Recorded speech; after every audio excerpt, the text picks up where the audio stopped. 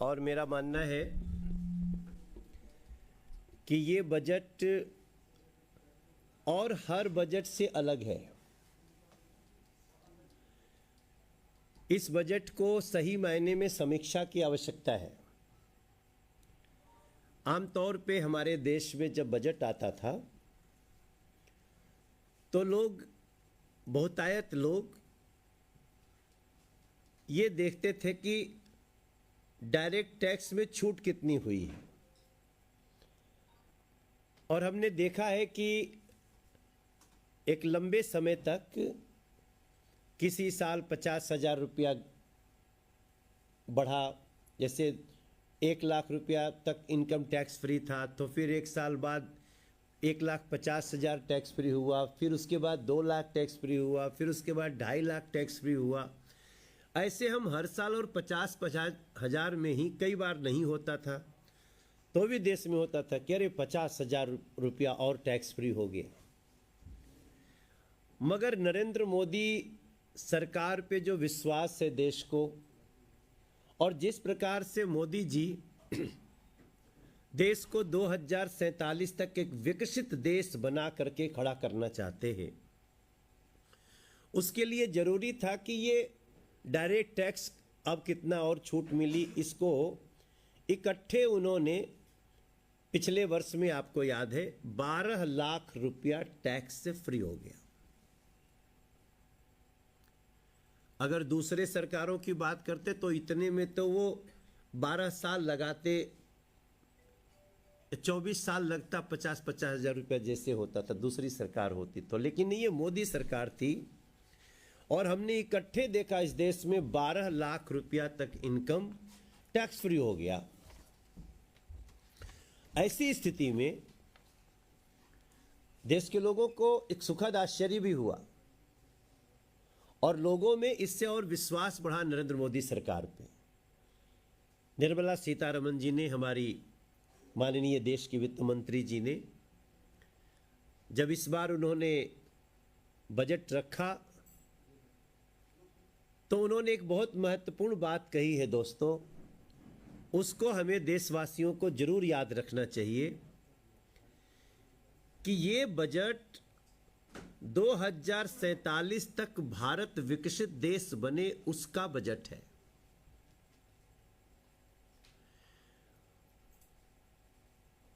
और हम वहां उपस्थित थे, हम लोग, सारी बातें चल रही थीं, तो इस बजट की कई बातों को मैं थोड़ा सा और बजट से अलग देखता हूं। उसमें क्या क्या है, हम इस देश में लोगों को काम कैसे मिले, इस पे बड़ी चर्चा होती है। रोजगार कैसे मिले, हर व्यक्ति चिंतित है, एक सामान्य व्यक्ति भी और एक सामान्य पत्रकार भी। पहली बार जब कोई आईडी उठा के खड़ा होगा तो उसके दिमाग में यही चीज निकलता है कि रोजगार कैसे बढ़ेगा, क्योंकि हमारा देश एक बहुत बड़ी जनसंख्या वाला देश है।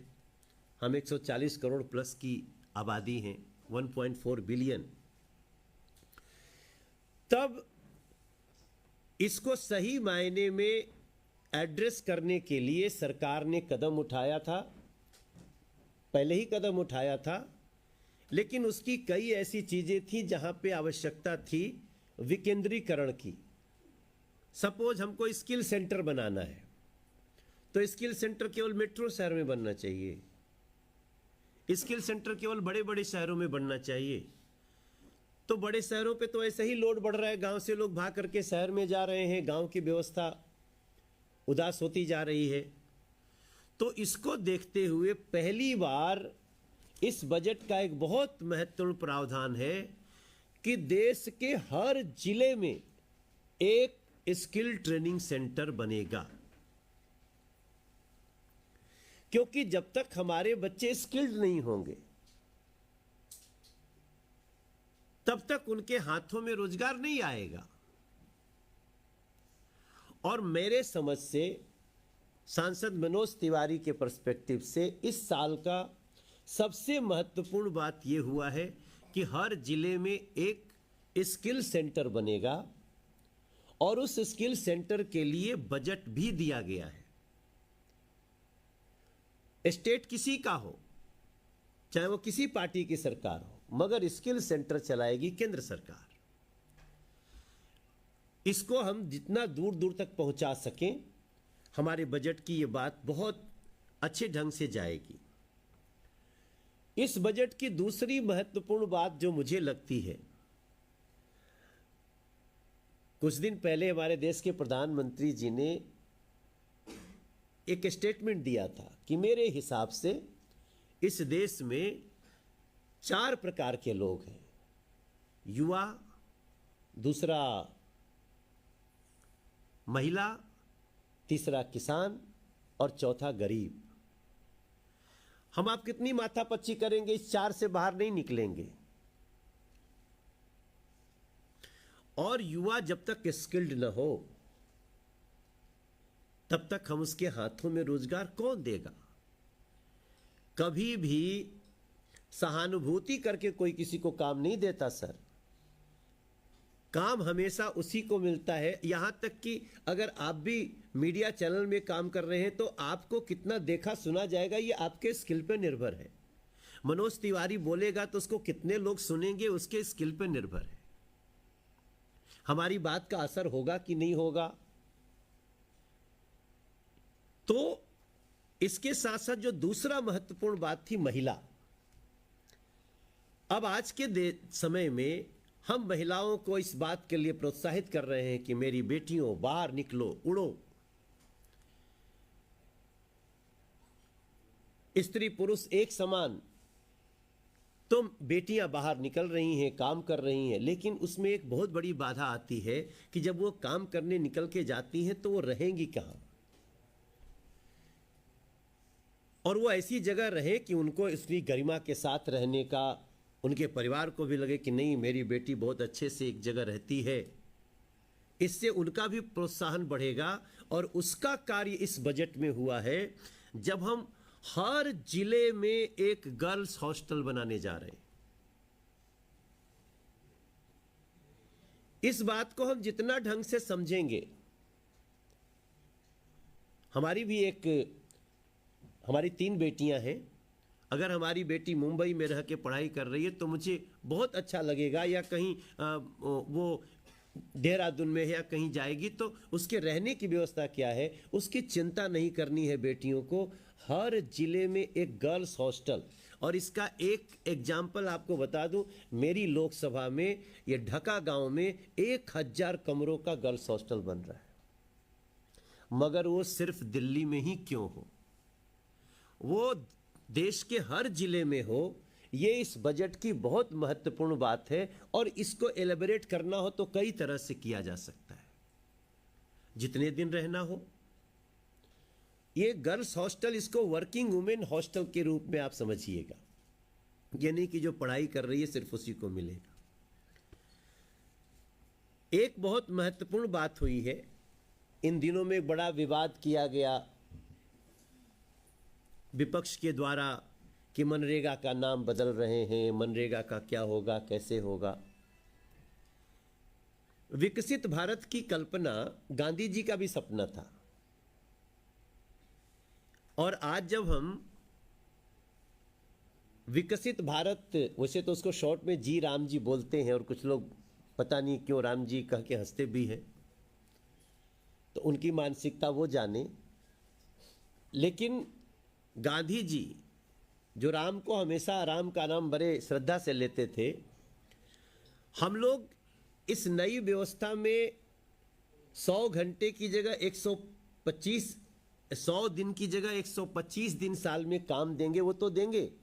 लेकिन मनरेगा में जो पैसे पहले से हैं, जो काम चल रहे हैं, वैसा भी लगभग 30,000 करोड़ का बजट है, जिसको वहां लगाने के लिए अलग से प्रावधान किया गया है।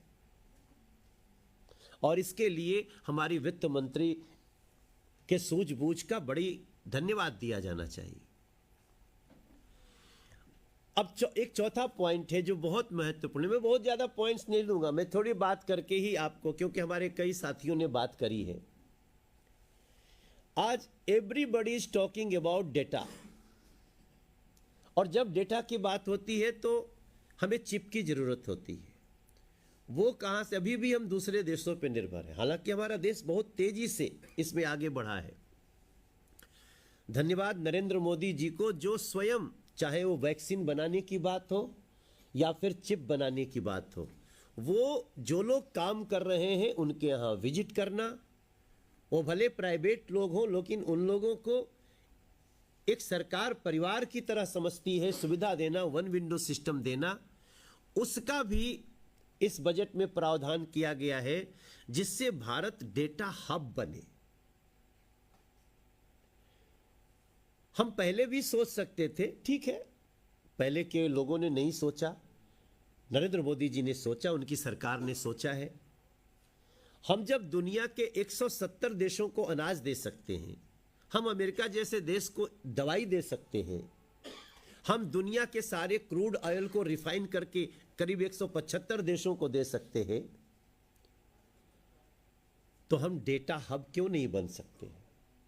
अवसर देने की जरूरत थी। और आपको बताऊं, इसके लिए एक अलग से बजट में प्रावधान हुआ है, और उस प्रावधान को अब तक के बजट का बहुत महत्वपूर्ण कदम माना जा रहा है, जिसके ऊपर एक शब्द चल रहा है, रिफॉर्म एक्सप्रेस।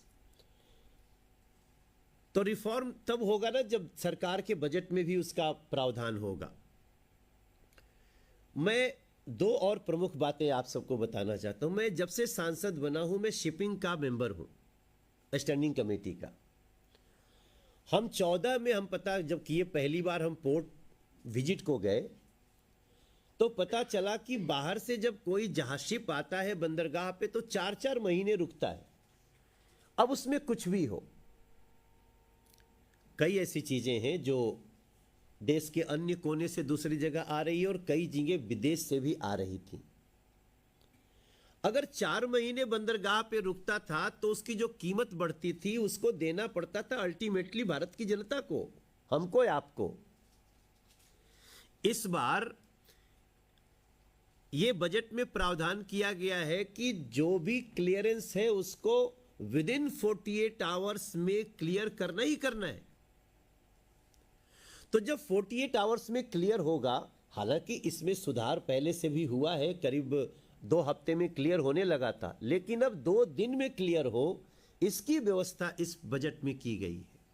और उसके लिए रिस्पॉन्सिबल होगा, चाहे वो कस्टम हो, चाहे वो जितने हमारे स्टेक होल्डर्स हैं, उनकी जिम्मेदारी बनाई जा रही है कि आपको 48 घंटे से ज़्यादा अगर रोकना है तो आपको बड़ा रीज़न देना पड़ेगा, और अगर उपयुक्त नहीं हुआ तो सजा के भागी बन सकते हैं।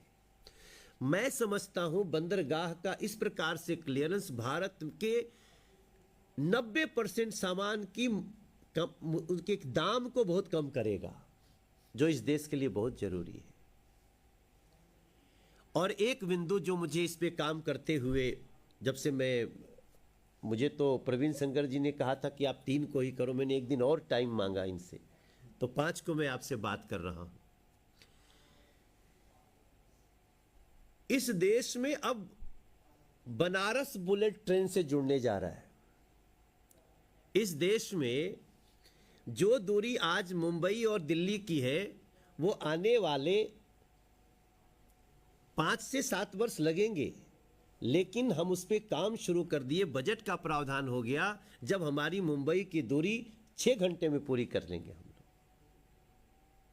हम तमिलनाडु तक की दूरी को 8-8 घंटे में तय करेंगे। ऐसा बुलेट ट्रेन की व्यवस्था, स्पेशल कॉरिडोर रेलवे के लिए, वो बनाने का प्रावधान इस बार किया गया। इंफ्रास्ट्रक्चर, रेल, हाईवे, तो जो रेल का कनेक्शन, जो 7 कॉरिडोर्स बनाने की बात है, मैं जितना समझ पाया हूं काम करते हुए देश के लिए सांसद के रूप में, it is one of the most important budget जिसमें सरकार ने कहा कि हम इसको करेंगे, इसके लिए पैसा देंगे। और ये सब कुछ करने में कोई दिक्कत नहीं है, क्योंकि आपको बताऊं, जब आज मैं आपसे बजट पे बात कर रहा हूं, तो इस महीने का भी जो पिछला महीने था, हमारा जीएसटी 1.93 लाख करोड़, 1,93,000 करोड़ एक महीना में जीएसटी आई। और लोग अब जीएसटी की शिकायत नहीं करते दोस्तों। बीच में जीएसटी का आपने देखा होगा कितना स्लैब घटाया गया, अब तो 28% का स्लैब ही खत्म हो गया, और जो 18% था 12% हो गया, 12% 5% कई हो गया, कई तो जीरो हो गए। उसके बाद भी क्या देश है हमारा, कितना विश्वास मोदी जी ने किया, उसका रिटर्न कितना अच्छा मिलता है, ये सब हम लोग देख रहे हैं। तो इस रेल इंफ्रास्ट्रक्चर को मैं बहुत महत्वपूर्ण मानता हूं। दूसरी चीज मैं आप सबसे एक बात कहना चाहता हूं कि हाँ, एक दो और विषय दे देता हूं, पता नहीं तुमने लिया होगा कि नहीं। पावर सेक्टर में हमारी आत्मनिर्भरता, बिजली के दाम पहले से भी कम करके देना है लोगों को। इसके लिए चाहे वो सोलर एनर्जी की बात हो या हाइड्रो एनर्जी की बात हो, इस सब के लिए एक बहुत ही अच्छा बजट में प्रावधान है। और जिनको डायबिटीज है, जिनको ऐसी समस्याएं, बीमारियां जो खान पान से और रहन सहन से हो रही है, उसके लिए पहली बार इस देश में आयुर्वेदिक हॉस्पिटल्स की एक बड़ा बजट बना करके उसको बनाने की तैयारी है, रिसर्च से लेके और इलाज तक। और ये दुनिया के लिए भारत मेडिकल टूरिज्म का हब बनेगा, ये हमारा विश्वास है। आज भी हम बहुत अच्छा चल रहे हैं। हम अभी भी, जब थोड़े दिन पहले अभी टूरिज्म की मीटिंग लिए थे, तो हमें पता चल रहा है कि हम बहुत तेजी से, दुनिया के लोग हमारे यहाँ आते हैं इलाज कराने। और कई जगह तो हम राष्ट्रपति जब कोविंद जी थे तो उनके साथ हम कई जगह गए जहां दूसरे देशों में हम हॉस्पिटल भारत खोल रहा है। तो इन सारी चीजों में ये दो चीजें भी बहुत महत्वपूर्ण हैं, जिसको मैं इस समय चाहता हूं कि मीडिया भी इसको चर्चा करे, लोग इसको ध्यान से समझें। विश्वास तो है ही आपका। इन सब चीजों में मेरे मन से एक बात निकली कि देखो, मक्खन पे लकीर तो बहुत लोग बनाते रहे, लेकिन पत्थर पे लकीर खींचने का जो नरेंद्र मोदी जी काम कर रहे हैं, वो हमारे लिए, देश के लिए बहुत बड़ी बात है। और इसका रिटर्न आज क्या हो रहा है, हमने, आपको जान के खुशी होगी कि हमारा रक्षा बजट पहले से लगभग 20 गुना ज्यादा बढ़ गया। हम क्यों नहीं बढ़ाए? हमने जब ये हमारा ऑपरेशन सिंदूर हुआ, जिस समय आकाश से ड्रोन आ रहे थे, ड्रोन को मारे जा रहे थे, कुछ जगह हमारी चुनौतियां भी थीं, तब तक हमारे देश का कोई व्यक्ति सही सोचता था इजराइल बड़ा आगे है, वो कोई भी बम आता है तो अपने देश में गिरने नहीं देता। लेकिन ये क्षमता हमारे देश ने भी देखा। मगर अगर एक लंबे समय तक कभी ऐसी बात आई तो उसके लिए भी हमें सुरक्षित रहना चाहिए। उसके लिए हमारे देश का रक्षा बजट 20 गुना ज्यादा बढ़ना, यह हमारे देश के वित्त मंत्री जी का, प्रधानमंत्री जी के नेतृत्व में एक बड़ा विजन है। और यही कारण है कि आज विपक्ष ऐसा तिलमिलाया हुआ है कि वो बजट पे अभी भाषण नहीं होने दे रहा। अभी तो राष्ट्रपति जी के अभिभाषण पे भाषण नहीं हो रहा है। उनके अंदर की विक्षिप्तता ऐसी है विपक्ष की कि वो इतनी अच्छी अच्छी बातें जो हम आपके मीडिया के थ्रू बता रहे हैं, हमें इसे संसद में ही बताना है, देश को बताना है, लेकिन वो उसके लिए हमको रोक रहे हैं। कोई फर्क नहीं पड़ता। कल तो ऐसी स्थिति आई थी उन लोग के विरोध के कारण कि आज मैं बात कर रहा हूं, आज आप कुछ और समाचार चला रहे होते, जब उन्होंने प्रधानमंत्री जी के चेयर तक आकर के और महिलाओं को आगे करके जो उन्होंने कृत्य किया है, उसकी बात हम करेंगे बाद में कभी। लेकिन दोस्तों, ये जो बजट है, मैं इस बजट को 2047 तक भारत को विकसित बनाने वाला बजट मानता हूं, क्योंकि जब देश की दूरियां आपस में कम होंगी तो दिल भी नजदीक आएंगे। आज हमारे लिए उत्तर, दक्षिण, पूरब, पश्चिम, केंद्रीय भारत, नॉर्थ ईस्ट का भारत अब हमारे लिए दूर नहीं है। हम उस रास्ते पे चल पड़े हैं और मैं बड़ी खुशी के साथ इस शानदार बजट के लिए निर्मला सीतारमण जी का धन्यवाद करता हूं और प्रधानमंत्री नरेंद्र मोदी जी को हृदय से मैं आभार प्रकट करता हूं कि उन्होंने इस विजन को उस लक्ष्य तक देखा है जहां पर कई लोग नहीं देख पा रहे थे। हम वहां देखे भी हैं और पहुंचेंगे। मनोज जी, आप एक बड़ा गंभीर आरोप लगा रहे हैं। आपकी सरकार है, राहुल गांधी लगातार ये आरोप लगा रहे हैं कि उनको संसद में बोलने नहीं दिया जा रहा है, लेकिन आप कह रहे हैं कि आपको भी अपनी बात वहां पर नहीं रखने दिया जा रहा है। तो ये बड़ी गंभीर समस्या सरकार के सामने है। भाई, आपके सामने तो सब कुछ है, बोलना किसी का मना नहीं है। विषय एक ही आया कि नियम कानून के तहत बोलना है, और नियम कानून के तहत जो पुस्तक प्रकाशित ही नहीं है आप उसको कोट करना चाहते हैं। और अगर हमारे किसी सांसद ने प्रकाशित पुस्तकों को कोट किया तो आपको ऐसी मिर्ची लगी है कि अभी तक ठंडी नहीं हो पा रही। हमारा कहना है बजट पे चर्चा तभी होगी ना, प्रधानमंत्री जी का स्पीच जिन्होंने नहीं होने दिया। आपके सारे आरोपों का जवाब कौन देगा? प्रधानमंत्री जी से बड़ा सदन में कौन है? वो सदन के नेता हैं। तो इसलिए हमें कहने की कि आप खुद देख लीजिए। और जिस तरह की वो बातें कर रहे हैं, विक्षिप्त क्यों कह रहा हूं मैं? व्यक्ति जब विक्षिप्तता के लेवल को क्रॉस कर जाता है, कल जो संसद में वो आप लोगों ने देखा ना, वो एक मंत्री को एक ट्रेटर बोल रहे हैं। जो हमारे सिख कम्युनिटी के मंत्री, जिनके पिताजी खालिस्तानी उग्रवादियों से लड़ते हुए शहीद हो गए, उनको आप ट्रेटर बोल रहे हैं। सरेआम आपको देश का दुश्मन कह रहे हैं। ये कहीं से भी इस देश में कोई एक्सेप्ट कर सकता है लोकतांत्रिक मर्यादा?